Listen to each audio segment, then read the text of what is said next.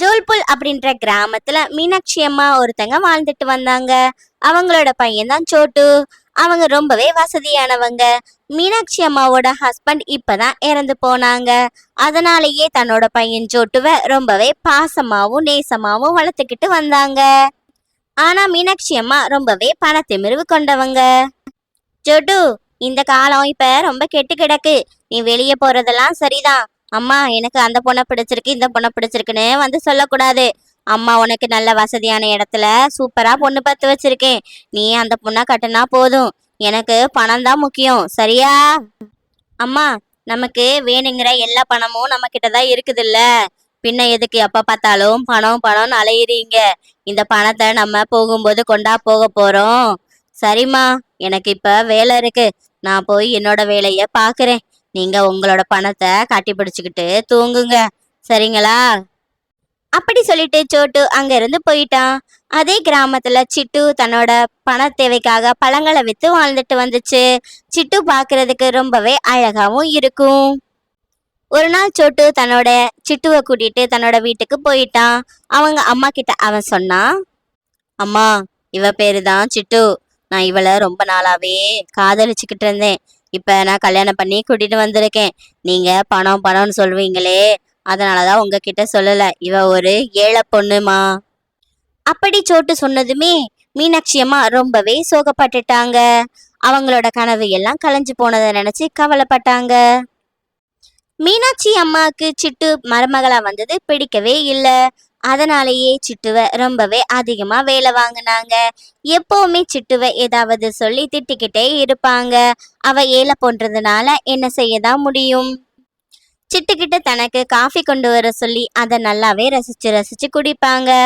ஆனாலும் சிட்டுக்கிட்ட உன்னோட காஃபி நல்லா இல்லைன்னு சொல்லி அவளை திட்டுவாங்க.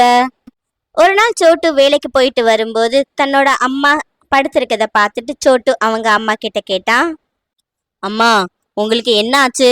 ஏன் இப்படி படுத்திருக்கீங்க? உங்க முகத்தை பார்த்தாலே ரொம்ப சோர்வா இருக்கிற மாதிரி இருக்குதே. உங்களுக்கு எதுவும் உடம்பு கிடம்பு சரியில்லையாமா?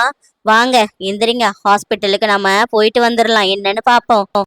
மகனே சோட்டு, உன் ஒய்ஃபு எனக்கு உடம்பு சரியில்லைன்னு சொல்லி எந்த ஒரு கஷாயமும் வச்சு தரலப்பா.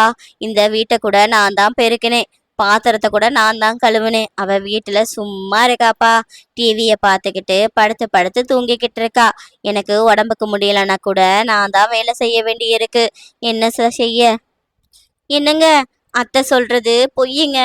அவ எத்தனை வேலையுமே நான் தான் செஞ்சேன். ஏன், இந்த வீட்டை கூட நான் தான் பெருக்கினேன், பாத்திரத்தையும் நான் தாங்க கழுவுனேன். அத்தை தான் இவ்வளோ நேரமும் படுத்திருந்தாங்க. நான் நல்லா காஃபி போட்டு கொடுத்தா கூட என்ன திட்டிக்கிட்டே இருந்தாங்கங்க. இப்ப நீங்க வந்ததுமே அவங்க மாத்தி பேசுறாங்க. என்கிட்ட ரொம்பவே கடுமையா நடந்துக்கிட்டாங்க. அப்படி சிட்டு சொன்னா கூட தன்னோட அம்மா பொய் சொல்ல மாட்டாங்கன்னு சொல்லிட்டு சோட்டு தன்னோட மனைவிய போட்டு அடிக்க ஆரம்பிச்சான். பாவம் சிட்டு ரொம்பவே வழியில கதறி கதறி அழுதுகிட்டு இருந்தா. அத அவங்க அம்மா மீனாட்சி படுத்திருந்து பார்த்து ரொம்பவே ரசிச்சாங்க.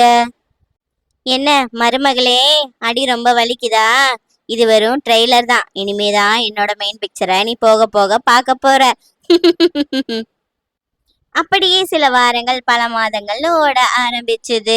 மீனாட்சி மட்டும் திருந்தவே இல்லை. தன்னோட பையன் கிட்ட தேவையில்லாததை சொல்லிக்கிட்டும் சிட்டுவை வேலை வாங்கிக்கிட்டும் அடி வாங்க வச்சுக்கிட்டுமே இருந்துச்சு. இது ரொம்பவே அதிகமா நடக்க ஆரம்பிச்சுது. சிட்டு ஒரு நாள் ரொம்பவே கோவப்பட்டு தனக்கு நடக்கிற கொடுமைய தன்னோட கணவருக்கு தெரியப்படுத்தணும்னு நினைச்சுது. அதனால தன்னோட மாமியா திட்டும் போது அதை தெரியாம போன்ல வீடியோவா எடுத்து வச்சுக்கிட்டு வழக்கம் போல வேலைக்கு போயிட்டு வந்த ஜோட்டு கிட்ட மீனாட்சி சிட்டுவை பத்தி குறையா சொல்லிக்கிட்டு இருந்துச்சு. மீனாட்சி பேசுறத கேட்டுக்கிட்டு சிட்டு ரொம்பவே அமைதியா இருந்துச்சு. அது செஞ்சது தன்னோட வீடியோ எடுத்து வச்சிருந்த போனை எடுத்து தன்னோட கணவரான சோட்டு கிட்ட காமிச்சுது. அதை பார்த்துட்டு மீனாட்சியும் சோட்டுவும் ரொம்பவே அதிர்ச்சியில் உறைஞ்சு போயிட்டாங்க. அம்மா, நான் உங்களை நம்பித்தானே சிட்டுவை வீட்டுல விட்டுட்டு போனேன். நான் உங்களுக்காக அவளையே அடிச்சேன். ஆனா நீங்க இவ்வளவு கீழ்த்தரமா நடப்பீங்கன்னு நான் கனவுல கூட நினைச்சு பார்க்கல.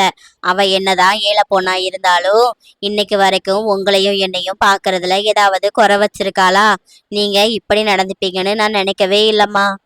மகனே சோட்டு, என்ன தப்பா எடுத்துக்காதப்பா. நீ எங்க என்னை விட்டு போயிருவியோன்னு நினைச்சு பயந்துதான் நான் இப்படி பண்ணிட்டேன். நானும் கொஞ்சம் நல்லவதான்ப்பா. இந்த ஒரு தடவை நீ என்ன மன்னிச்சிரு. நான் இனிமே இந்த மாதிரி தப்ப செய்யவே மாட்டேன்ப்பா. நீயும் சிட்டுவும் சந்தோஷமா இருந்தாலே எனக்கு அதுவே போதும். நான் வாழ்றதே உனக்காக தான்ப்பா.